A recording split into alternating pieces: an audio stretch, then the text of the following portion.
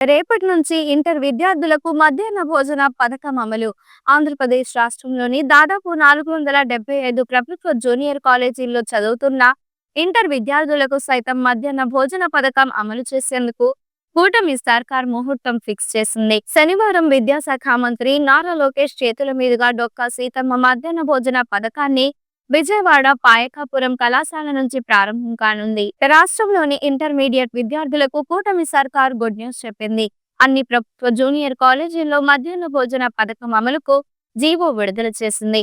పాఠశాల విద్యాశాఖ కార్యదర్శి కోన శశిధర్ జీవో ఎంఎస్ నెంబర్ 40ను జారీ చేశారు. దీంతో రేపటి నుంచి ఇంటర్ విద్యార్థులకు మధ్యాహ్న భోజన పథకం అమలుకు రంగం సిద్ధమవుతోంది. డొక్కా సీతమ్మ మధ్యాహ్న భోజన పథకాన్ని శనివారం విజయవాడ పాయకాపురం కళాశాల నుంచి ప్రారంభించనున్న విద్యాశాఖ మంత్రి నారా లోకేష్ తెలిపారు.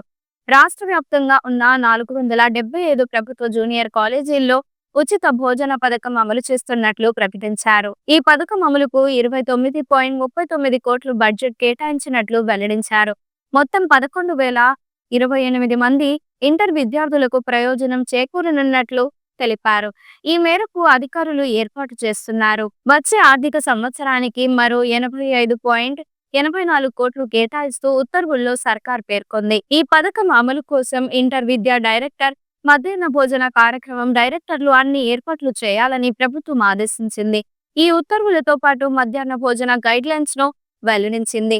దారిద్ర్య రేఖకు దిగువన ఉన్న పేదరికంలో ఉన్న విద్యార్థులకు ఈ స్కీమ్ వర్తిస్తుందని మంత్రి నారా లోకేష్ తెలిపారు.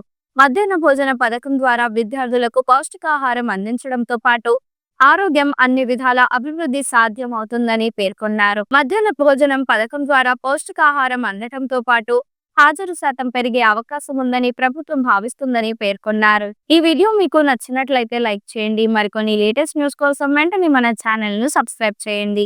ఈ వీడియోపై మీ అభిప్రాయాన్ని కామెంట్ రూపంలో తెలియజేయండి.